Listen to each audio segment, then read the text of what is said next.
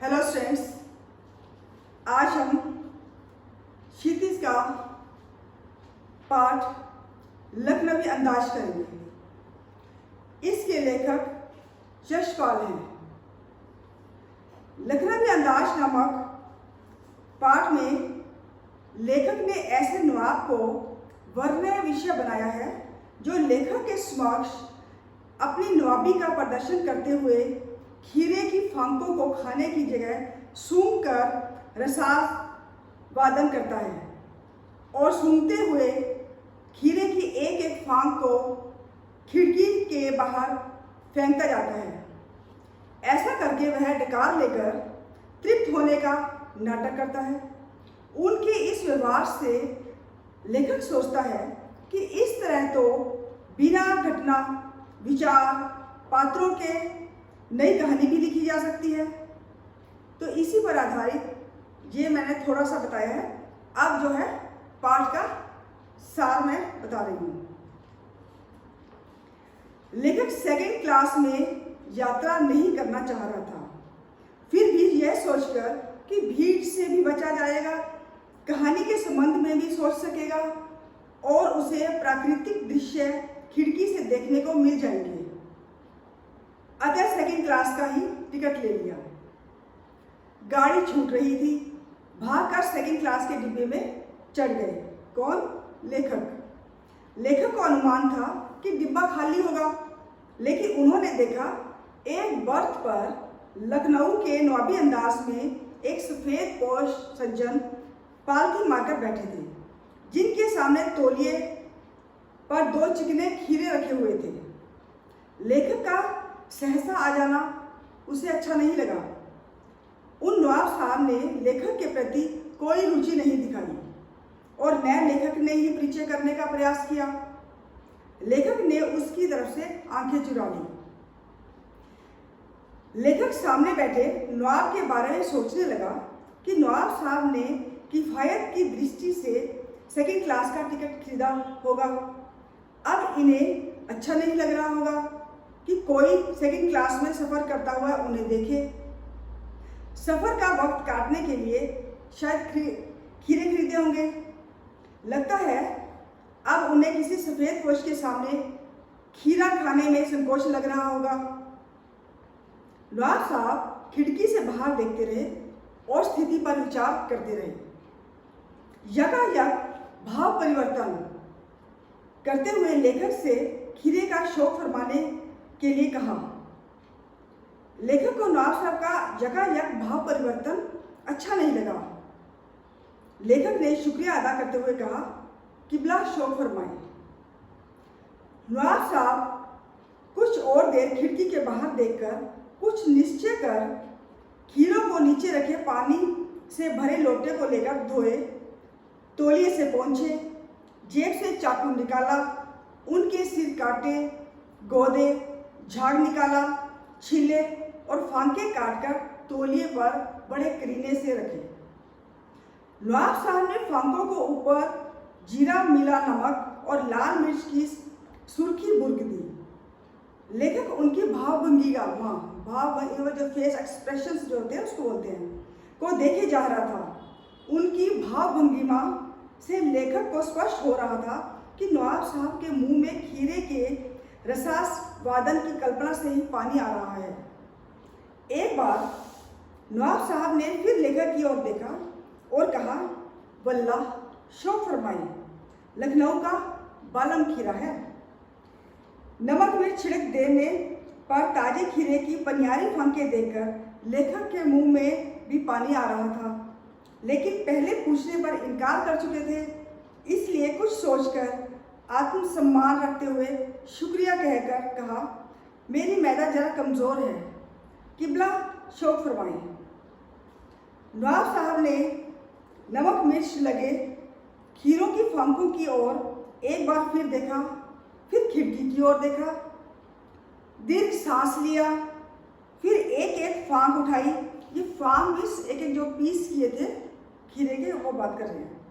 होठों तक ले गए, सूंघा, स्वाद के अनंत में पलकें मूंद गई, मुंह में पानी आए मुंह में भर आए पानी को गले में उतार लिया। फांकों को एक एक करके सूंघकर बाहर फेंकते गए। उसके बाद तौलिए से हाथ और होठ पूंछकर गर्व से लेखक की ओर देखा। नवाब साहब खीरे सूंघकर और फेंक कर हाथ मुंह पोंछकर लेट गए, मानो इस काम में वे थक गए हों। लेखक नवाबी प्रक्रिया को देखकर शर्म महसूस कर रहा था। सोच रहा था कि खीरे के प्रयोग की नई प्रक्रिया अच्छी जरूर कही जा सकती है, किंतु क्या इस तरीके से उदर की तृप्ति हो सकती है?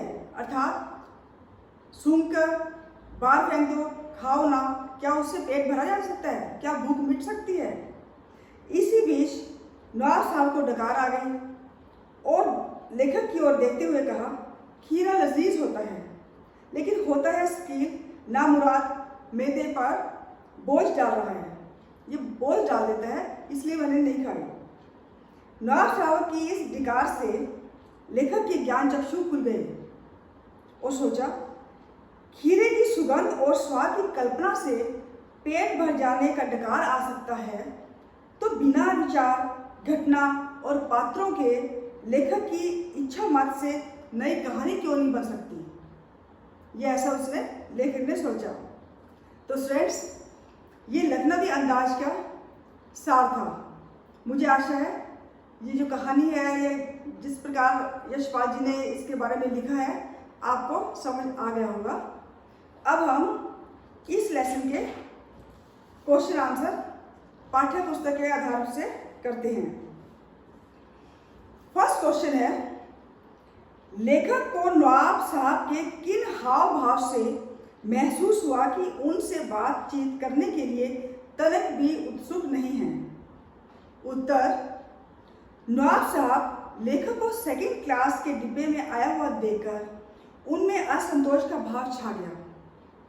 उन्हें एकांतवास में बाधा का अनुभव होने लगा। वे अनमने होकर खिड़की से बाहर झांकते रहे और लेखक को न देखने का यह नाटक का प्रदर्शन करते रहे।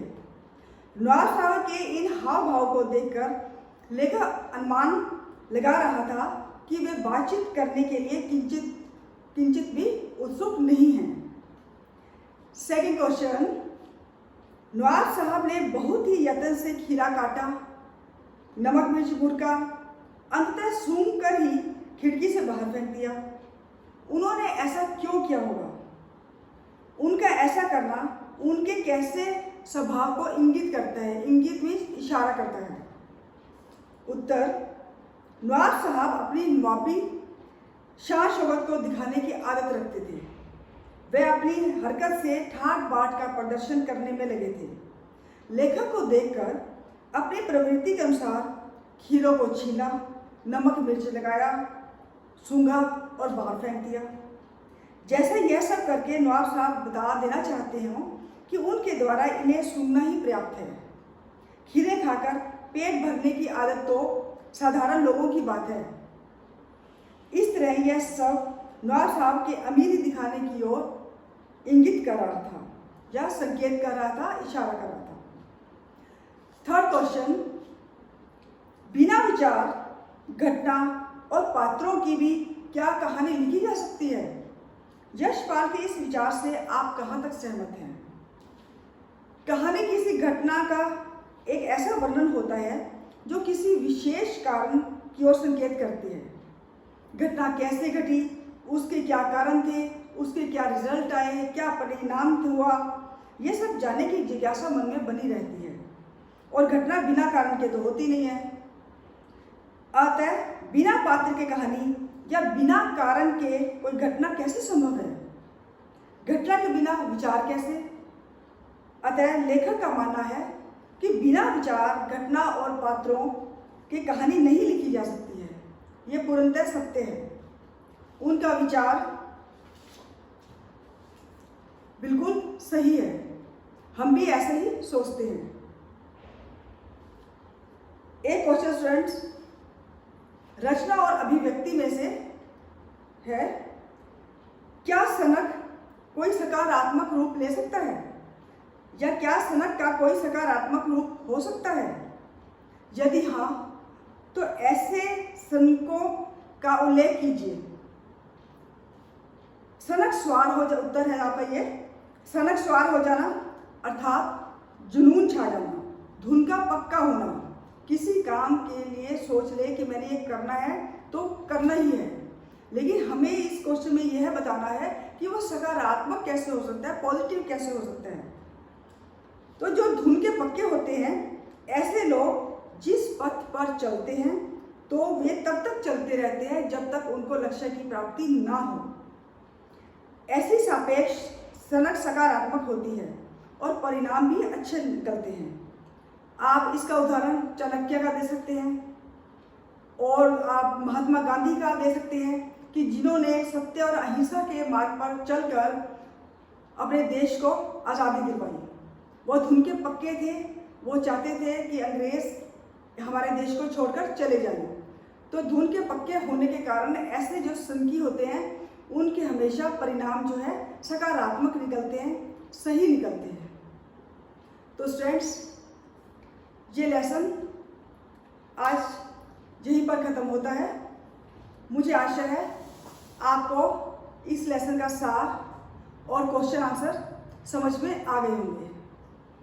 Thank you and have a nice day.